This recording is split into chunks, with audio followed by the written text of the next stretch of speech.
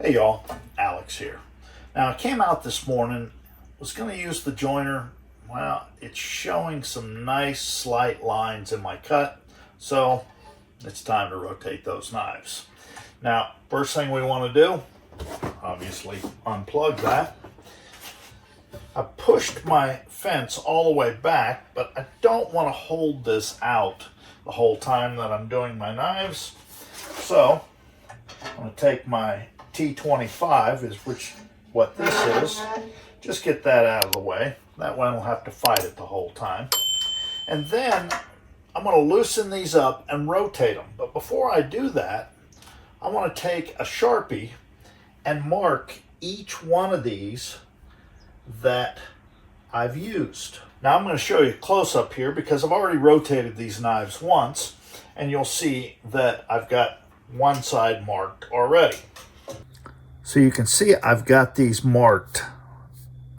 That way when I rotate them, I know I've already used these. That way I know that I've got two more cuts or edges to work with on these cutters. All right, now that I've got them all marked, now I can start to rotate them and I won't forget one or get one out of order. The other thing is if you have any of these cutters that are cracked, you're going to have to replace them. A chip can maybe be worked out, but you definitely cannot work with a cracked piece. Now, I just go back to Powermatic to get mine, or a company out of Michigan called Carbide sells them, and they're really a great company to work with. So what I'm going to do is I'm just going to loosen all of these. Now, this particular head takes T20s. So you'll also notice that I don't have to have the special wrench just to be able to loosen these.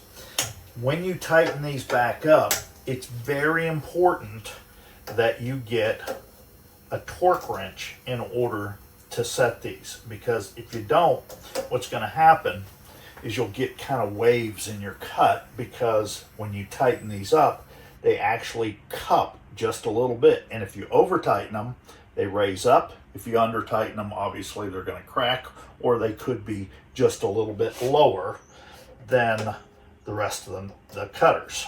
So we'll loosen these up, then we'll just rotate those. Don't want to get them too loose, because then you got to put the screw back in.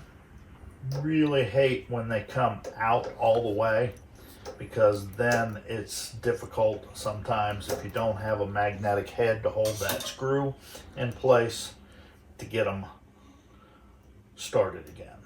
And that rotates all those.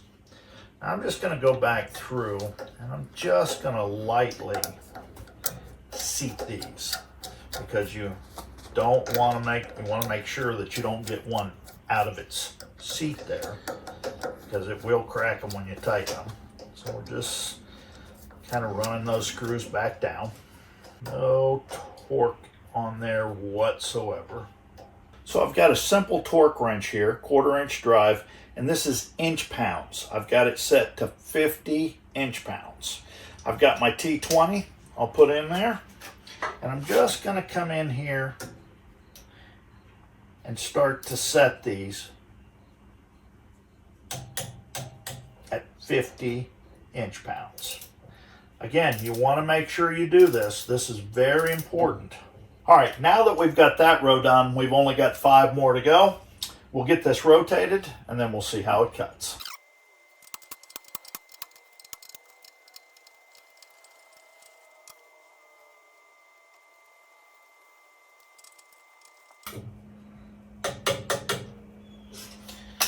All right, and that should do it.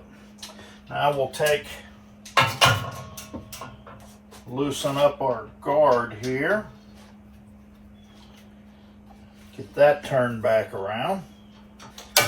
All right, so now we're ready to kind of finish things up. And generally when I turn all the cutters like this, I'll polish the table and I'll adjust that fence to make sure that it is perfectly square.